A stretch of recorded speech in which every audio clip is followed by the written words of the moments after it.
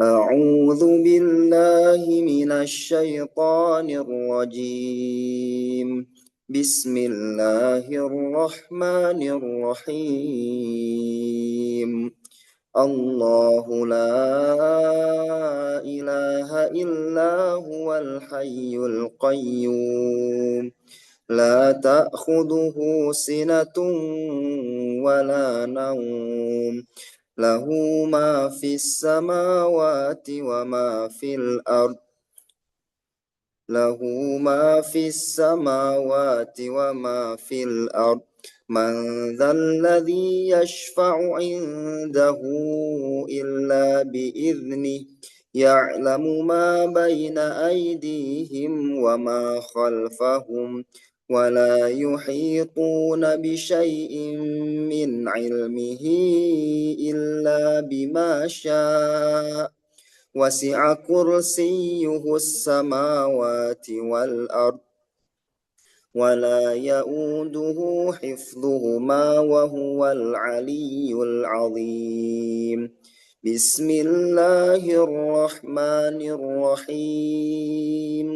قل هو الله أحد، الله الصمد، لم يلد ولم يولد ولم يكن له كفوا أحد. بسم الله الرحمن الرحيم. قل هو الله أحد، الله الصمد، لم يلد ولم يولد ولم يكن له كفوا أحد. بسم الله الرحمن الرحيم. قل هو الله أحد، الله الصمد، لم يلد ولم يولد ولم يكن له كفوا أحد.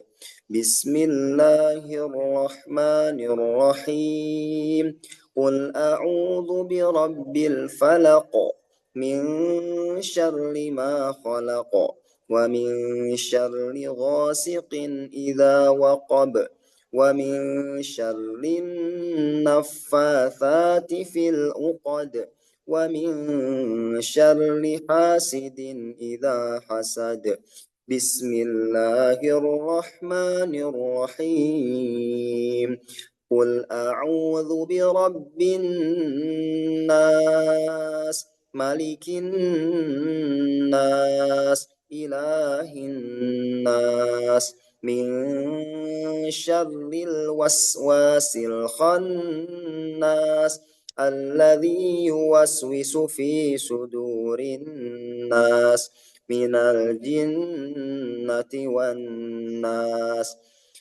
أصبحنا وأصبح الملك لله والحمد لله، لا إله إلا الله وحده لا شريك له، له الملك وله الحمد وهو على كل شيء قدير.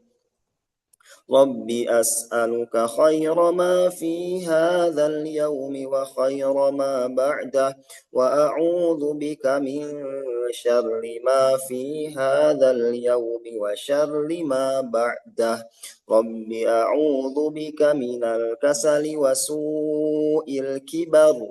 رب أعوذ بك من عذاب في النار وعذاب في القبر.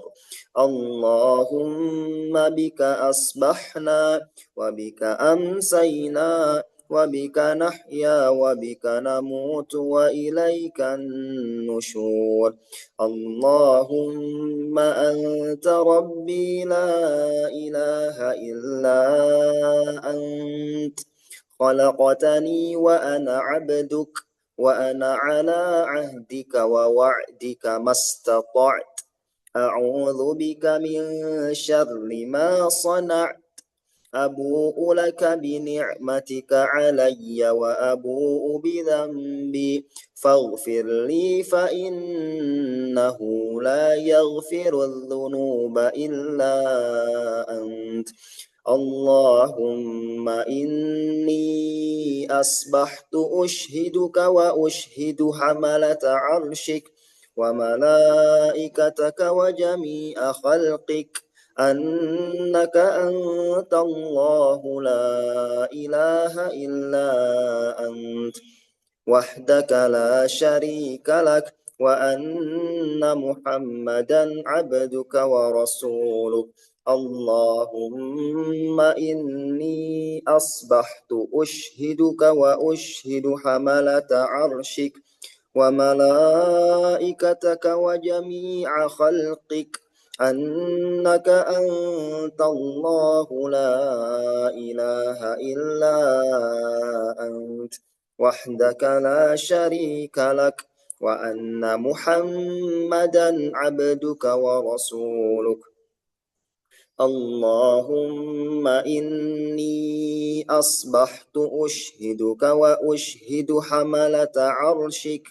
وملائكتك وجميع خلقك أنك أنت الله لا إله إلا أنت وحدك لا شريك لك وأن محمدا عبدك ورسولك اللهم إني أسألك العفو والعافية في الدنيا والآخرة اللهم إني أسألك العفو والعافية في ديني ودنياي وأهلي ومالي اللهم استر عوراتي وآمن روعاتي اللهم احفظني من بين يدي ومن خلفي وعن يميني وعن شمالي وأعوذ بعظمتك أن أغتال من تحتي اللهم عالم الغيب والشهادة فاطر السماوات والأرض رب كل شيء ومليكه أشهد أن لا إله إلا أنت أعوذ بك من شر نفسي ومن شر الشيطان وشركه وأن أقترف على نفسي سوءا أو أجره إلى مسلم بسم الله الذي لا يضر مع اسمه شيء في الأرض ولا في السماء وهو السميع العليم بسم الله الذي لا يضر مع اسمه شيء في الأرض ولا في السماء وهو السميع العليم بسم الله الذي لا يضر مع اسمه شيء في الأرض ولا في السماء وهو السميع العليم رضيت بالله ربا وبالإسلام دينا وبمحمد صلى الله عليه وسلم نبيا رضيت بالله ربا وبالإسلام دينا وبمحمد صلى الله عليه وسلم نبيا رضيت بالله ربا وبالإسلام دينا وبمحمد صلى الله عليه وسلم نبيا يا حي يا قيوم برحمتك أستغيث وأصلح لي شأني كله ولا تكلني إلى نفسي طرفة عين أبدا أصبحنا على فطرة الإسلام وعلى كلمة الإخلاص وعلى دين نبينا محمد صلى الله عليه وسلم وعلى ملة أبينا إبراهيم حنيفا مسلما وما كان من المشركين سبحان الله وبحمده سبحان الله وبحمده سبحان الله وبحمده سبحان الله وبحمده سبحان الله وبحمده سبحان الله وبحمده سبحان الله وبحمده سبحان الله وبحمده سبحان الله وبحمده سبحان الله وبحمده لا إله إلا الله وحده لا شريك له له الملك وله الحمد وهو على كل شيء قدير لا إله إلا الله وحده لا شريك له له الملك وله الحمد وهو على كل شيء قدير لا إله إلا الله وحده لا شريك له له الملك وله الحمد وهو على كل شيء قدير سبحان الله وبحمده عدد خلقه ورضا نفسه وزنة عرشه ومداد كلماته سبحان الله وبحمده عدد خلقه ورضا نفسه وزنة عرشه ومداد كلماته سبحان الله وبحمده عدد خلقه ورضا نفسه وزنة عرشه ومداد كلماته اللهم إني أسألك علما نافعا ورزقا طيبا وعملا متقبلا أستغفر الله وأتوب إليه أستغفر الله وأتوب إليه أستغفر الله وأتوب إليه أستغفر الله وأتوب إليه أستغفر الله وأتوب إليه أستغفر الله وأتوب إليه أستغفر الله وأتوب إليه أستغفر الله وأتوب إليه أستغفر الله وأتوب إليه أستغفر الله وأتوب إليه أستغفر الله وأتوب إليه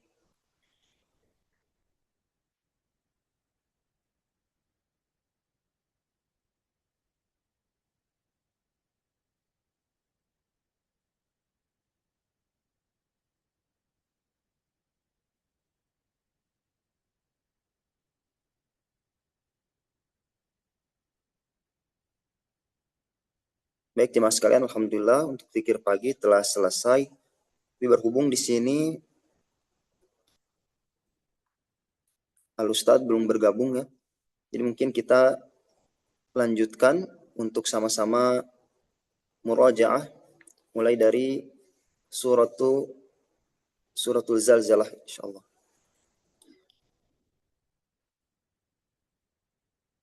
أعوذ بالله من الشيطان الرجيم بسم الله الرحمن الرحيم إذا زلزلت الأرض زلزالها وأخرجت الأرض أثقالها وقال الإنسان ما لها يومئذ تحدث أخبارها بأن ربك أوحى لها يومئذ يصدر الناس أشتاتا ليروا أعمالهم فمن يعمل مثقال ذرة خيرا يره ومن يعمل مثقال ذرة شرا يره بسم الله الرحمن الرحيم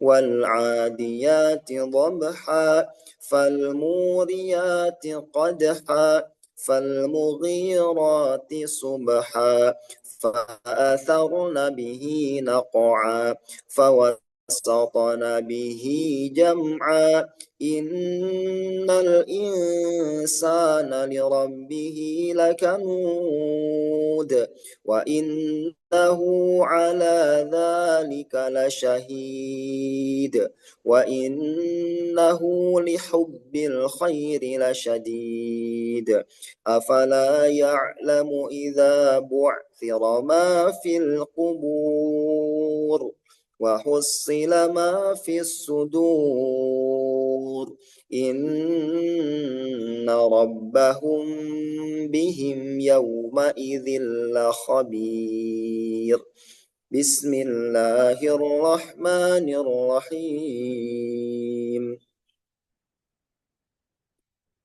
القارعة ما القارعة وما أدراك ما القارعة يوم يكون الناس كالفراش المبثوث وتكون الجبال كالعهن المنفوش فأما من ثقلت موازينه فهو في عيشة راضية وأما من خفت موازينه فأمه هاوية وما أدراك ما هي نار حامية بسم الله الرحمن الرحيم ألهاكم التكاثر حتى زرتم المقابر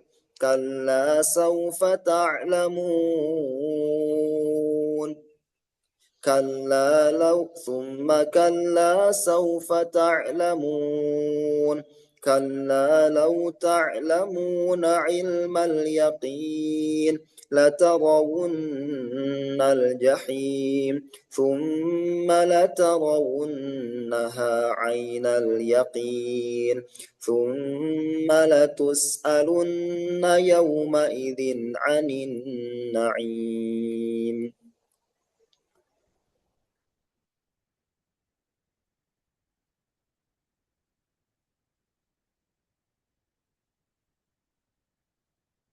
بسم الله الرحمن الرحيم والعصر إن الإنسان لفي خسر إلا الذين آمنوا وعملوا الصالحات وتواصوا بالحق وتواصوا بالصبر بسم الله الرحمن الرحيم ويل لكل همزة لمزة الذي جمع مالا وعدده يحسب أن ماله أخلده كلا لينبذن في الحطمة وما أدراك ما الحطمة نار الله الموقدة التي تطلع على الأفئدة إنها عليهم مؤصدة في عمد ممددة صدق الله العظيم. Dimulai Baik, teman sekalian. Alhamdulillah Ustadz telah bergabung bersama kita. Kami ucapkan ahlan wa sahlan. Untuk itu, insya Allah langsung saja kita mulai. Bismillahirrahmanirrahim. Assalamualaikum warahmatullahi wabarakatuh. Waalaikumsalam warahmatullahi wabarakatuh. Alhamdulillahi rabbil alamin. Hamdan katsiran tayyiban mubarakan fih kama yuhibbu rabbuna wa yardah. Asyhadu an la ilaha illallah wahdahu la syarika lah wa asyhadu anna Muhammadan abduhu wa rasuluhu alladzi la nabiyya wa la rasula ba'dah. Allahumma salli wa sallim ala nabiyyina Muhammadin wa ala alihi wa sahbihi ajma'in. Amma ba'du. Alhamdulillah, puji serta syukur kehadirat Allah Subhanahu wa taala yang pada pagi hari ini kita diberikan nikmat begitu besar oleh Allah Subhanahu wa taala, mulai dari nikmat iman, Islam serta waktu dan kesempatan, sehingga pada majelis subuh virtual yang ke-228 ini kita diberikan kesempatan yaitu untuk berthalabul ilmi. Semoga Allah berikan keberkahan dalam kegiatan pada pagi hari ini. Amin ya rabbal alamin.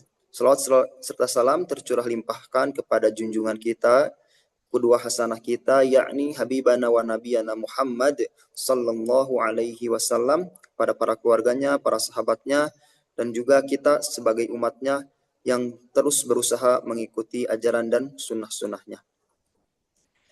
Baik, untuk itu, alhamdulillah pada pagi hari ini, itu majelis subuh virtual yang ke-228 yang insya Allah akan dibahas tentang bukti iman dan tebar manfaat, ya, berkaitan dengan kurban yang insya Allah akan disampaikan oleh Fadilatul Ustadz Abdul Atiq Syarifuddin LCMA, yang merupakan beliau lulusan dari Universitas Ummul Qura Mekah, yang juga aktif dalam berbagai organisasi, salah satunya yaitu Ketua PPMI Mekah di tahun 2006, dan juga masih banyak kegiatan lainnya.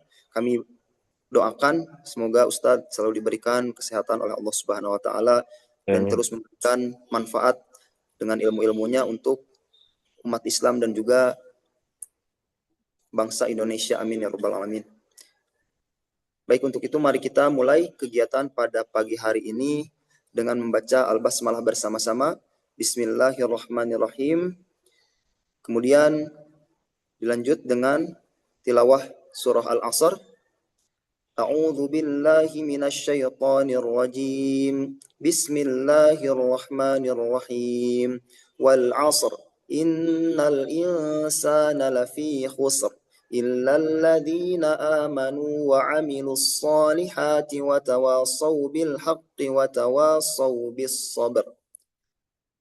Allahumma arhamna bil Quran. Dan untuk selanjutnya kita sama-sama mempersiapkan catatan kita dan juga siap untuk menyimak apa yang akan disampaikan oleh Fadilatul Ustadz Abdul Atiq Syarifuddin LCMA.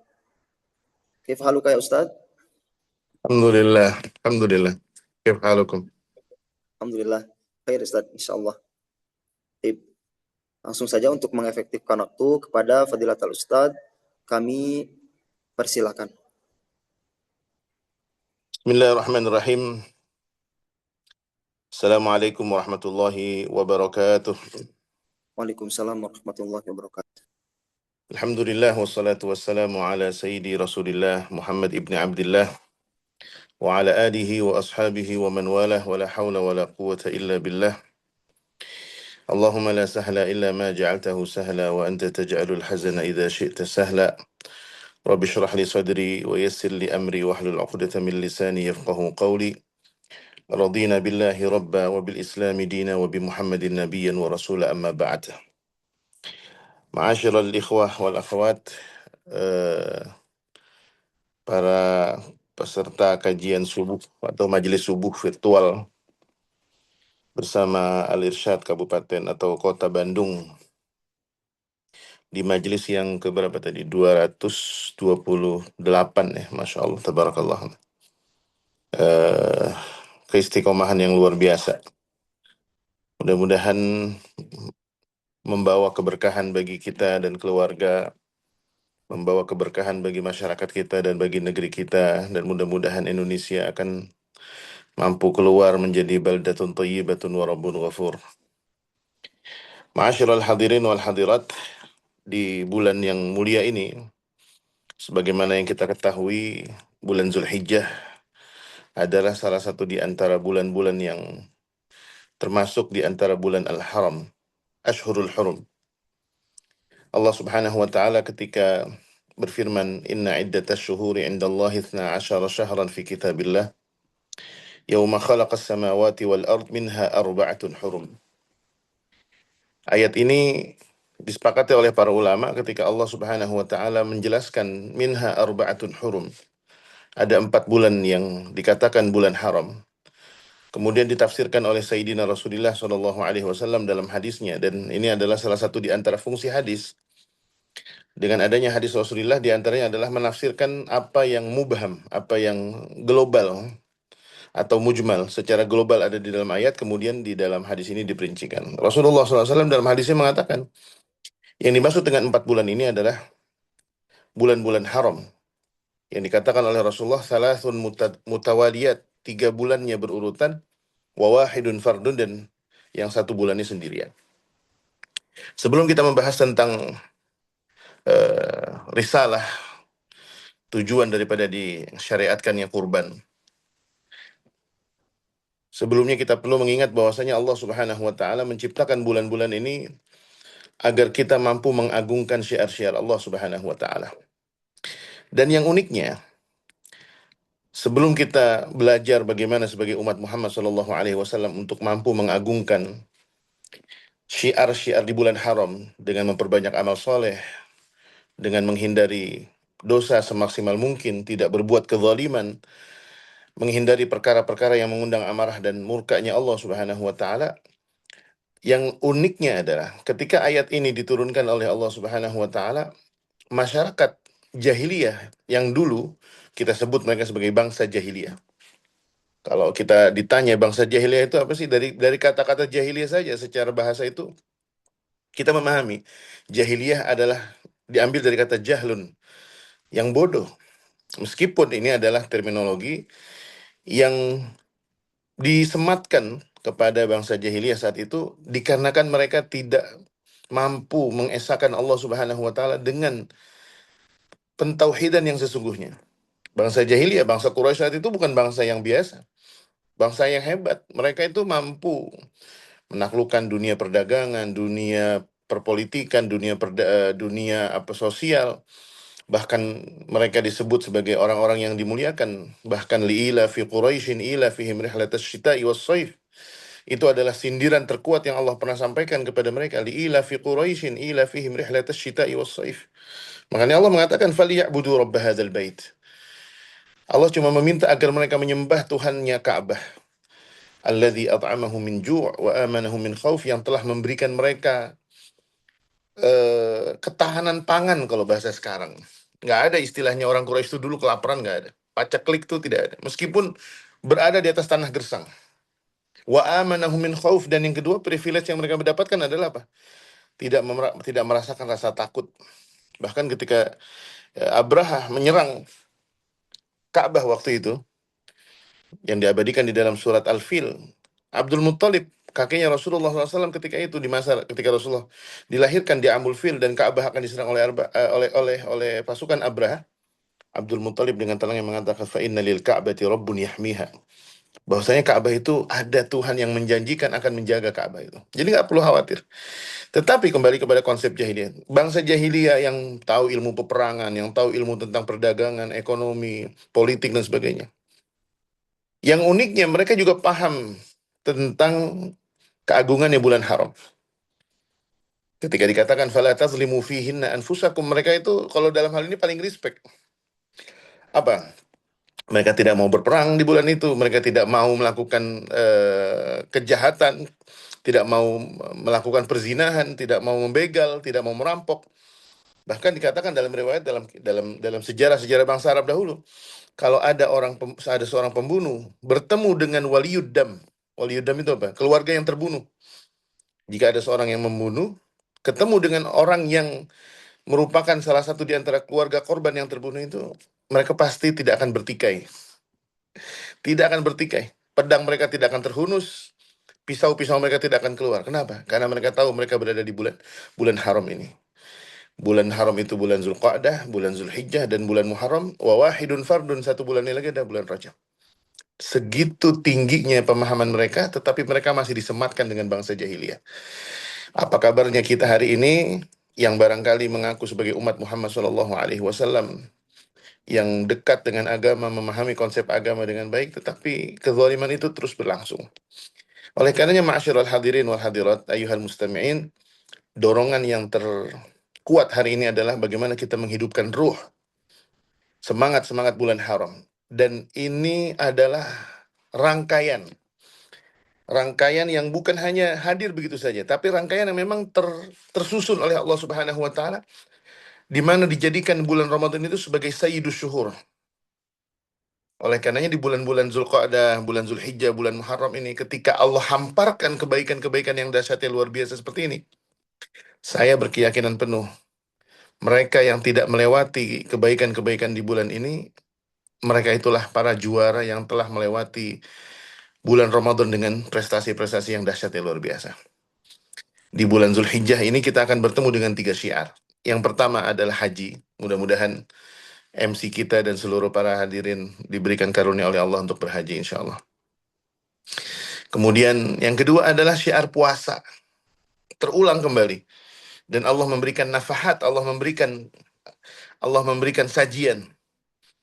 Dan saya katakan tadi, orang yang memanfaatkan sebaik mungkin apapun yang Allah sajikan, dari mulai bulan Syawal, bulan Zulqa'dah, bulan Zulhijjah, bulan Muharram nanti kita masih ada. Setelah itu dilanjutkan dengan bulan Safar, Rabiul Awal, Rabiul Tsani, Jumadil Ula, Jumadil Tsani, Rajab, Sya'ban, terus ketemu lagi. Siklus itu akan terus berputar. Dan Ramadan pun akan datang lagi di tahun yang akan datang, selagi kita pun akan bertemu kalau kita diberikan umur yang panjang oleh Allah Subhanahu wa taala. Dan tetapi bayangkan hasil keindahan alumni-alumni Ramadan itu ketika selesai dari bulan Ramadan, Rasulullah Shallallahu alaihi wasallam mengajak puasa 6 hari. Man shoma Ramadhana thumma atba'ahu sittan min Syawal. 6 hari di bulan Syawal ini kelihatannya kayak gampang ya gitu. Kelihatannya kayak mudah gitu, 6 hari doang gitu. Dan saya tahu betul orang-orang soleh, orang-orang yang memiliki kedekatan dengan Allah Subhanahu wa taala, memiliki kedekatan yang spesial itu, dan saya belum belum ada di posisi itu. Saya tahu betul dan saya pernah bertemu dengan mereka itu di hari kedua bulan Syawal itu mereka sudah berpuasa.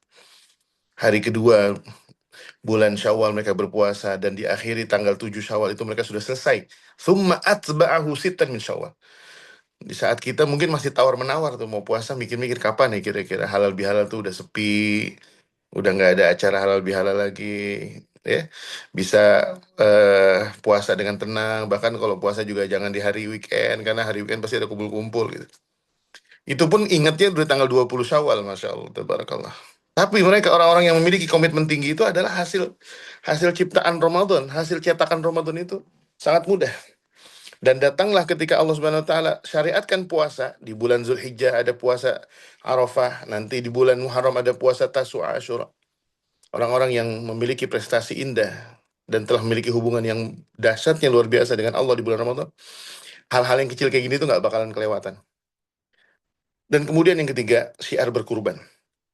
Dan ini adalah pelengkap.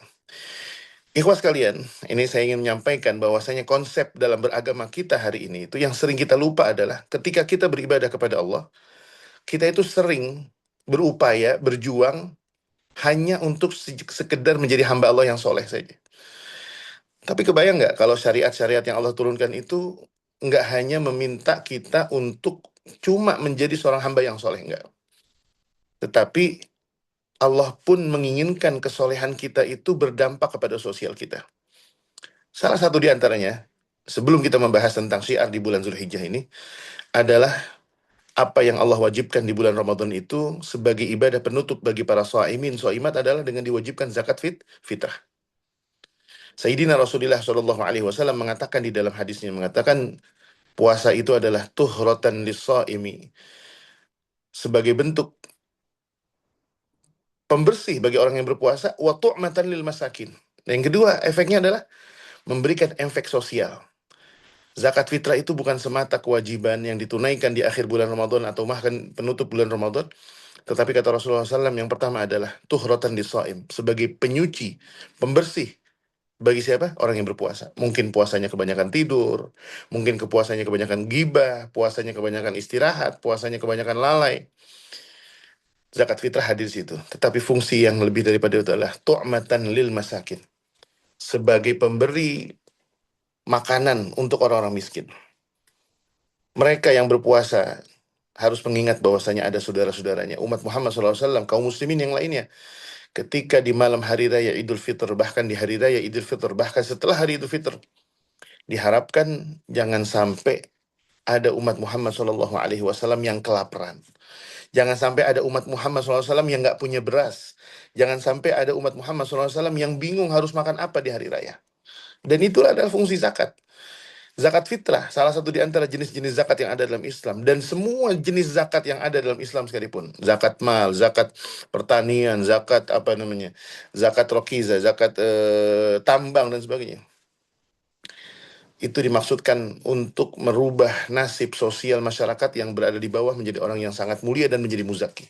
Dan begitu juga ma'asyiral hadirin yang dimuliakan Allah Subhanahu wa taala. Syiar berkurban kita bukan hanya sekedar syiar. Wa man yu'azzim sya'airallah fa innaha min taqwal qulub. Yang pertama yang harus kita ingat-ingat adalah ketika kita mampu berkurban dengan segala bentuk penjelasan yang dikatakan oleh para ulama tentang berkurban ini, yang disebutkan dalam terminologi fikih adalah istilah al-udhiyah. Al-udhiyah. Dari kata dhaha yudhi. Al-udhiyah ini adalah isim, nama yang digunakan untuk atau yang disebut dengan hewan yang dikurbankan. Dan dengan syariat yang jelas, Islam menjelaskan bahwasanya hewan-hewan yang dikurbankan itu adalah hewan-hewan yang ditentukan. Minal bahaim. Hewan-hewan ternak seperti sapi, kerbau, unta, dan kambing saja. Tetapi lebih daripada itu, ma'asyiral hadirin, ikhwas sekalian yang dimuliakan Allah Subhanahu wa taala, kurban itu dikatakan la yanalallaha luhumuha wala dima'uha. Tujuan daripada berkurban yang kita lakukan di hari-hari yang akan datang ini adalah walaki yanaluhut taqwa minkum. Tujuan daripada berkurban itu, sebelum kita membahas hikmah apapun, apa sih hikmah di balik kurban? Apa sih tujuan di berkurban? Kenapa ada berkurban? Jawaban yang paling absolut dan dikatakan oleh para ulama ketika membahas tentang kurban itu adalah yang pertama, bahwasanya kurban itu adalah ta'atan wa taqarruban ilallah. Ini yang pertama. Bahwasanya berkurban itu adalah bentuk ketaatan dan upaya kita untuk mendekat kepada Allah Subhanahu wa taala. Ada satu sejarah yang memang tidak bisa dipungkiri dan tidak dibantah. Dan disepakati oleh para ulama bahwasanya syiar kurban ini kembali kepada sejarahnya Nabi Ibrahim alaihissalam dengan putra tercinta beliau yang bernama Ismail alaihissalam. Ketika mereka diperintahkan oleh Allah Subhanahu wa taala, Nabi Ibrahim yang sekian lama menunggu anak keturunannya memiliki seorang Ismail. Ismail kemudian sudah membesar menjadi seorang anak yang mulia, yang gagahnya luar biasa. Kemudian diperintahkan, inni ara fil manami anni azbahuk. Bayangin tuh. Dan ru'yatul anbiya ada ru'yatul sidqin. Mimpinya para nabi adalah mimpi yang jujur. Bukan seperti mimpi kita yang barangkali bercampur dengan auham, bercampur dengan kegelisahan, bercampur dengan prasangka buruk, mungkin dosa dan sebagainya. Sehingga mimpi kita itu banyak-banyak bumbunya gitu. Tetapi Nabi Ibrahim alaihissalam ketika mengatakan inni ara fil manami anni azbahuka fanzur maza tara. Wahai anakku, saya melihat dalam mimpi ini aku menyembelih kamu. Ya, ayah mana yang berani mengungkapkan ini? Tapi ketaatan Ibrahim alaihissalam sebelum menjalankan syariat itu, tetapi Allah ketika memberikan isyarat, perintah isyarah di dalam mimpinya itu, dan kemudian menyampaikan itu, ada suatu hal yang menjadi bukti ketaatan. Berapa banyak di antara kita yang sudah mengetahui kebenaran itu dalam kehidupan dan kita tidak mampu menyampaikan itu dengan gamblang. Kita tidak memiliki komitmen, kita tidak memiliki kesiapan, kita tidak memiliki keberanian bahkan untuk sekedar menyampaikan keberanian itu atau kebenaran itu sebelum menjalankan. Nabi Ibrahim alaihissalam menyampaikan dengan begitu gamblangnya, inni ara fil manami anni azbahuk. Saya melihat diri saya itu menyembelih dirimu. Fanzur madza tara. Menurut kamu gimana wahai anakku? Fanzur madza tara. Kira-kira pandanganmu wahai Ismail gimana tentang mimpi saya ini? Artinya belum ada praktek dan Nabi Ibrahim itu belum menyembelih, belum falamma talla falamma aslama wa talla lil jabin. Belum ditidurkan Ismail alaihissalam, belum ditidurkan dan belum ingin disembelih. Sebelum Allah mengatakan wa fadainahu bidzibhin azim, dan kami gantikan dengan hewan yang dahsyat, yang gemuk, yang cakep. Enggak, belum. Tetapi bagaimana memulai langkah untuk menjadi orang yang lebih baik itu adalah ketika dia menyatakan dirinya adalah inni wajjahtu wajhiya lilladzi fatara samawati wal arda hanifan musliman wa ma ana minal musyrikin. Dia mengikrarkan diri. Komitmen itu bermula dari ikrar. Saya akan menjadi pribadi yang lebih baik, saya akan menjadi pribadi yang lebih taat, saya akan meninggalkan masa lalu saya yang kelam. Saya tidak ingin menjadi orang yang seperti dahulu kala, terjerumus dalam dosa, terjerumus dalam masalah, berzina, minum khamr, berselingkuh, berjudi, membangkang kepada orang tua. Ini yang pertama, ta'atan wa taqarruban ilallah. Tujuan daripada syariat itu apapun tujuan adalah karena kita tunduk. Inna salati wa nusuki wa mahyaya wa mamati lillahi rabbil alamin. Ini yang pertama, ikhwas kalian. Jadi yang harus kita pahami adalah kita nggak bisa mengapresiasikan amal kita sendiri atau orang lain yang berkurban mungkin dengan sapi yang besar, dengan kambing yang bagus dan sebagainya. Kata, wah masya Allah hebat ini, uangnya banyak, finansialnya kuat, bisa beli sapi yang 600 kilo, yang 1 ton. Bukan, bukan itu. Karena tujuan daripada itu adalah waman yu'azzim sya'airallahi fa innaha min taqwal qulub.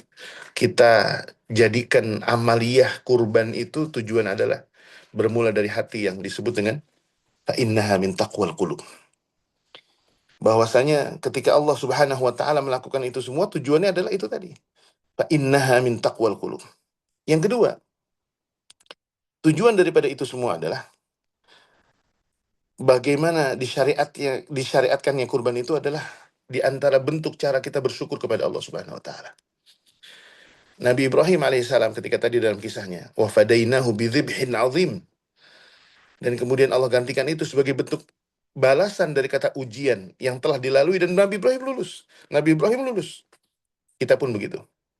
Kita sebagai umat Muhammad Shallallahu Alaihi Wasallam, umat yang tahu bagaimana caranya bersyukur, umat yang tahu bagaimana caranya melampiaskan rasa syukur itu.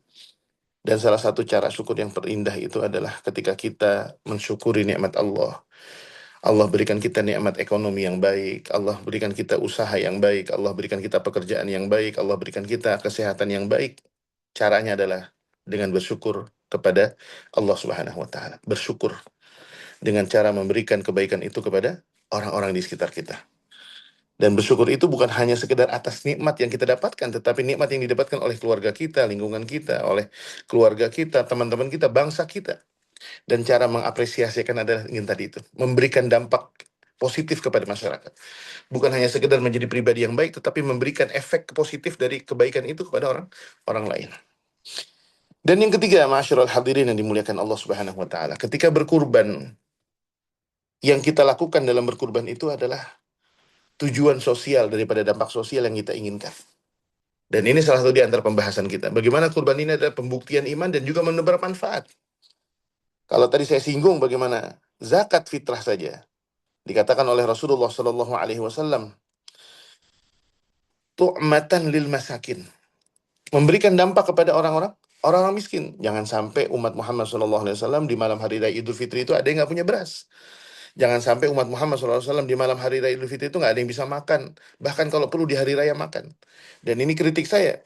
Saya pernah menyampaikan di beberapa forum ini, dalam pelaksanaan pembagian zakat fitrah yang disampaikan kepada para mustahik ini, kadang di tengah-tengah masyarakat kita itu ada sebagian DKM itu yang kadang mengukur dengan dirinya sendiri. Misalnya begini ya, di lingkungan kita misalnya satu RW itu ada 3 musola, ada 1 masjid. Ini contoh ya, mungkin di daerah antum ada yang kurang atau mungkin ada yang lebih. Ini kejadian di tengah-tengah masyarakat yang saya pernah alami sendiri. Ada satu RW memiliki 3 musola di lingkungan RW itu, 3 musola dan masjid besar. Dan yang sangat disayangkan adalah ketika pembagian zakat atau mungkin pendistribusian zakat itu sering ada masyarakat yang merasa tidak mendapatkan keadilan atau DKM-nya itu membagikannya secara semau-maunya gitu. Misalnya begini, zakat fitrah ini kan kadang kita terima dari penunai zakatnya 3 liter setengah atau 4 liter gitu ya. Atau mungkin ada yang dari uang dikonversikan ke beras atau sebaliknya. Nah, ini yang uniknya, sebagian DKM itu ketika dia membagikan zakat itu mencoret nama-nama mustahik. Nama-nama mustahik dicoret. Ini terlepas atau mungkin lebih daripada saya tidak membahas tentang konsep atau penjelasan tentang mustahik itu siapa ya. Meskipun ada yang mengartikan itu serampangan itu. Ada orang yang nggak berhak mendapatkan zakat dikasih zakat. Atau mungkin yang semestinya dia adalah mustahik justru nggak dapat zakat gitu. Tapi dalam penerapannya sering terjadi masyarakat itu gini. Ada satu rumah, orang fakir nih. Dia berhak mendapatkan zakat itu. Dan dia sudah dapat dari satu musola A, dan kemudian musola B itu mau ketika ingin mengantarkan itu disarankan oleh teman yang lain, nggak usah. Rumah ini sudah mendapatkan zakat fitrah dari musola A. Kita nggak usah ngasih lagi. Ini dengan atas dasar apa? Terkadang dalam penyaluran zakat pun itu DKM sering terjebak dengan like and dislike, suka atau tidak suka, kenal atau tidak kenal, siapa dia KTP-nya bukan domisili sini, dia pendatang, dia perantau, dia anak kos, dia anak kontrakan, dia nggak tahu apa-apa. Padahal pembagian zakat itu tujuannya adalah apa? Tausiatan li ummati Muhammad SAW. Bagi mereka yang mustahik itu mendapatkan kelapangan. Jadi kalau hari itu ada seorang fakir miskin dengan rumahnya, dia berpasangan dengan pasangan hidupnya, kemudian punya anak yang mungkin jumlahnya 4, kemudian kalau cuma dapat 3,5 liter malam itu, bertahan berapa lama dengan dengan beras yang sebanyak itu? Jadi kalau ada umat Muhammad SAW dengan berkahnya di malam hari raya Idul Fitri, dia mendapatkan apa? Beras, ada yang sampai dapat 10 kilo, ada yang 20 kilo, nggak apa-apa. Karena memang tujuan zakat itu adalah merubah merubah taraf hidup. Berbeda dengan apa? Berbeda dengan apa yang dilakukan oleh eh, zakat atau mohon maaf oleh apa namanya kurban. Dan ini sama. Meskipun para ulama terjadi perbedaan pendapat, apakah penerima zakat itu atau penerima kurban itu sama dengan penerima zakat? Para ulama terjadi perbedaan pendapat bahwasanya tidak disamakan. Karena mustahik itu adalah hanya zakat, tetapi penerima manfaat itu lebih luas. Oleh karenanya ma'asyiral hadirin yang dimuliakan Allah Subhanahu wa taala, ada beberapa poin yang penting. Bagaimana ketika penebaran manfaat daripada kurban ini tujuannya adalah pertama dikatakan oleh Sayyidina Rasulullah Shallallahu Alaihi Wasallam, dan ini salah satu di antara hikmah kenapa kita dilarang berpuasa di hari raya Idul Fitri dan Idul Adha, bahkan tanggal 11, 12, 13 dari tasyrik, dikatakan oleh Rasulullah SAW, fa innaha yaumu aklin wa syurbin, bahwasanya bulan itu adalah bulan atau hari itu adalah hari untuk makan dan minum. Tidak boleh ada yang berpuasa, tidak boleh ada yang eh apa namanya melakukan syariat yang dilarang oleh Allah Subhanahu wa taala. Puasa yang gitu besarnya pahalanya tapi masih dilarang. Karena tujuannya adalah fa innaha yaumu aklin wa syurbin, makan tidak berlebihan, minum tidak berlebihan, agar umat Muhammad SAW di hari itu ketika memotong kurban pada tanggal 10, tanggal 11, 12 dan hingga tanggal 13, dipastikan mereka adalah umat-umat yang berbahagia. Dan dalam penerapannya yang kedua adalah ketika kebaikan daripada kurban itu tujuannya adalah untuk menebar manfaat. Liyashhadu manafi'a lahum wa yadhkuru ismallahi fi ayyamin ma'lumatin 'ala ma razaqahum min bahimatil an'am. Agar manfaat yang Allah syariatkan kepada umat Muhammad SAW itu dirasakan oleh umat yang semakin luas, sebanyak-banyaknya. Oleh karena itu diperintahkan wa at'imul ba'isal faqir. Berikanlah makanan itu kepada orang-orang yang barangkali makan dagingnya aja tuh harus nunggu setahun sekali. Kalau kita mungkin mau makan daging aja tuh bingung. Kenapa? Karena baru makan daging kemarin. Mau beli nasi Padang baru kemarin makan rendang. Masa mau beli nasi Padang lagi kan gitu. Tapi ada umat Muhammad SAW yang makan dagingnya itu harus nunggu besok nih momentum Lebaran gitu. Dan kita ketika diperintahkan untuk berkurban itu kan, kalau lihat hukumnya kan ada yang mengatakan wajib. Imam Abu Hanifah mengatakan kurban itu wajib. Tetapi jumhurul a'immah mengatakan adalah sunnah muakkadah. Dan kalau kita yang memiliki kelapangan tetapi tidak berkurban, ini menjadi persoalan yang besar juga. Kalaupun kita kemudian apa namanya berpuasa tetapi berkurban tapi kemudian kita meninggalkan fungsi daripada sosial itu, seakan-akan ada sebuah kontradiktif. Ketika kita berkurban, membeli sapi, membeli kambingnya, membeli dombanya, kemudian kita mengadopsinya sendiri, dan kemudian makan sendiri, menghabiskan daging sendiri, meskipun para para ulama mengatakan boleh-boleh aja, tetapi bagian yang disyariatkan adalah sepertiga untuk dimakan, sepertiga untuk dibagikan, dan sepertiganya untuk disimpan. Artinya ada tanggung jawab sosial di dalam syariat itu. Dan yang kedua yang terpenting tadi adalah bagaimana ketika kita berkurban itu memberikan dampak, memberikan kemanfaatan. Di hari-hari ini banyak ajakan berkurban untuk di daerah pedalaman, berkurban di daerah-daerah konflik, berkurban di Gaza, berkurban di daerah-daerah apa namanya yang ditimpa al-majaah, kelaparan, busung lapar dan sebagainya. Ini adalah sebuah ajakan agar ibadah yang disyariatkan oleh Allah Subhanahu wa taala itu memberikan manfaat. Dan ini yang perlu diperhatikan. Ketika kita datangnya hari-hari yang akan datang, ini hari Sabtu, Ahad, Senin, Selasa, insya Allah kita hari puasa puasa Arafah. Hari Rabu kita sudah berhari raya Idul Fitri. Tujuan daripada ibadah kurban ini harapannya adalah apa? Agar kita bisa memberikan dampak sosial yang terbaik. Ketika kita berkurban, datangnya hari Idul Adha, jangan terus-terusan mungkin selalu berpikir, wallahi ini udah mau kurban, ana belum dapat apa namanya, belum dapat kupon, nanti dapat dari mana dagingnya. Sekali-kali ketika kita ditingkatkan taraf hidupnya oleh Allah Subhanahu wa taala, kita mulai berpikir gimana caranya bisa beli kurban yang harganya 3 juta. Besok tahun depan datang kita akan beli kurban yang harganya 4 juta. Supaya apa? Supaya tadi kita bisa meningkatkan taraf ibadah kita di hadapan Allah Subhanahu wa taala. Dan ketika kita sudah melakukan itu, yang paling penting adalah bagaimana ketika menjalankan syarat itu tujuannya adalah diterima oleh Allah Subhanahu wa taala. Dan para panitia-panitia kurban, nah ini jangan sampai menjadi penghalang antara kebaikan yang sudah ditekadkan, diikrarkan oleh para penunai kurban, tetapi mereka justru menjadi penghalang. Contohnya dengan apa? Contohnya adalah ketika menyalurkan kurban itu, terkadang ada yang melakukan dengan cara monopoli. Kalau keluarganya diberikan lebih banyak, kalau kerabatnya mendapatkan lebih banyak, tetapi di sana ada orang-orang fakir yang mengantri hanya untuk sekedar beberapa gram daging saja. Hanya untuk beberapa gram daging saja. Cuma sekedar dapat 200 gram. Itu harus mengantri ratusan meter dan sebagainya, bahkan berdesakan. Jadikanlah umat Muhammad SAW di kesempatan yang mulia yang akan datang ini menjadi pembawa rahmat. Kalau perlu orang-orang fakir itu tidak perlu datang ke masjid-masjid kita. Tidak perlu datang ke musola-musola kita. Tidak perlu datang ke tempat-tempat penyembelihan.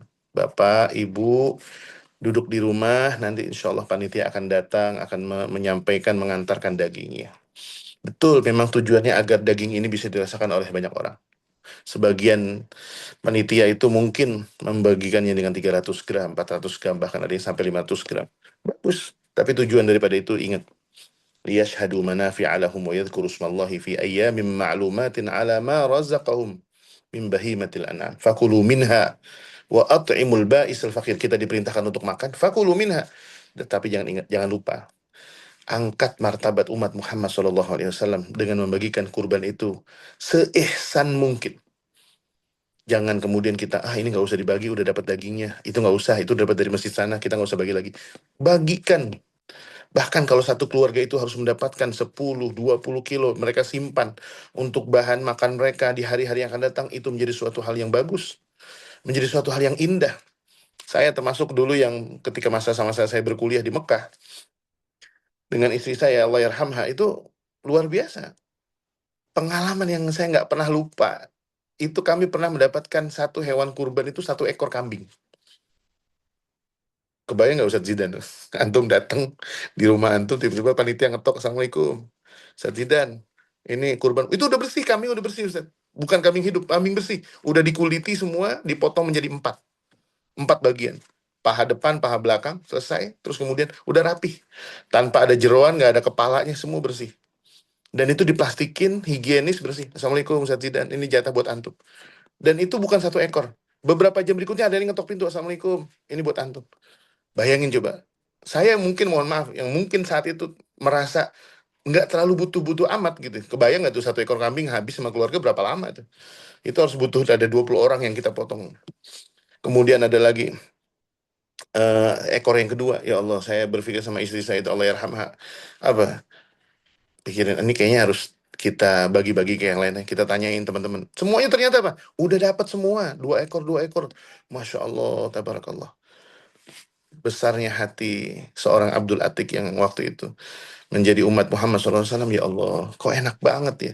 Orang tuh ngerasain. Jangan sampai ada si fakir yang diri di pinggir-pinggir apa namanya, gerbang masjid kita, berdiri di tembok-tembok, di pagar-pagar masjid kita, melihat kan, ya Allah, cuma dapat 300 gram aja kok begini. Lelahnya, panasnya, capeknya. Tingkatkan taraf umat Muhammad SAW. Jadikan umat Muhammad orang yang paling bahagia di hari-hari yang akan datang. Jadikan umat Muhammad SAW yang paling merasa inilah indahnya syariat kita. Dan zakat pun itu seharusnya bisa merubah nasib kita. Mereka yang tadinya miskin menjadi kaya. Mereka yang tadinya susah menjadi mudah. Mereka yang tadinya sempit menjadi lapang. Dan itulah tujuan daripada syariat ini. Bukan kita kemudian mempertahankan ego kita dengan ibadah kita. Kita hanya mematok diri kita sebagai orang yang soleh. Saya sudah berkurban dengan kambing seharga 6 juta. Saya sudah memberikan sapi seharga 80 juta. Tidak, bukan itu. La yanalallaha luhumuha wala dima'uha. Allah tidak mengharapkan daging kita, Allah tidak mengharapkan darah kita. Tapi Allah mengatakan walaki yanaluhut taqwa minkum. Takwa inilah setelah berkurban kita akan menjadi orang yang lebih humble, menjadi lebih ramah, bahkan orang yang paling pandai menutupi amal soleh kita. Ma'asyiral hadirin, ikhwas kalian yang dimuliakan Allah Subhanahu wa taala, barangkali di sini dulu perjelasan dari saya.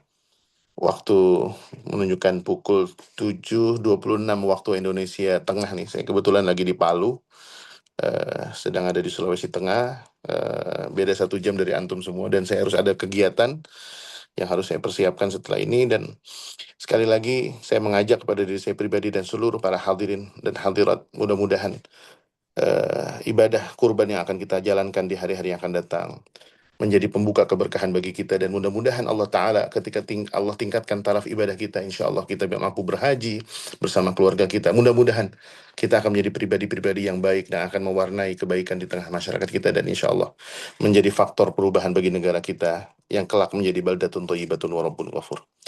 Itu saja dari saya kembalikan ke MC kita Ustaz Zidan. Falyatafaddal mashkura. Alhamdulillah, jazakallahu khairan katsiran Ustaz telah menyampaikan ya penuh manfaat ya, kemudian juga banyak faedah yang bisa kita ambil. Barusan disampaikan berkaitan dengan bulan Dzulhijjah, bagaimana kita mengagungkan syiar Allah, kemudian juga disampaikan mengenai puasa, syiar puasa dan zakat, dan juga beberapa poin penting dari syiar berkurban, yaitu tujuannya untuk bertakwa, meningkatkan ketakwaan kita, kemudian rasa syukur kita kepada Allah Subhanahu wa taala, dan juga dampak dan kebermanfaatan bagi masyarakat ya, atau hubungan sosial kita dengan masyarakat semakin baik. Baik, untuk selanjutnya mungkin Ustadz mohon izin untuk jamaah, barangkali ada yang ingin menyampaikan atau bertanya, silahkan bisa melalui kolom komentar atau bisa bertanya langsung. Ya, kepada para jamaah dipersilahkan.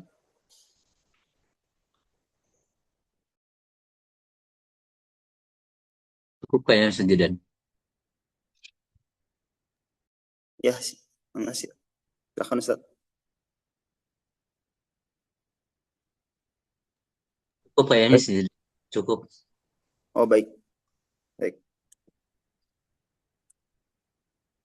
Untuk selanjutnya mungkin kita tutup dengan doa yang insya Allah dipersilahkan kepada Ustadz untuk memimpin doa penutup.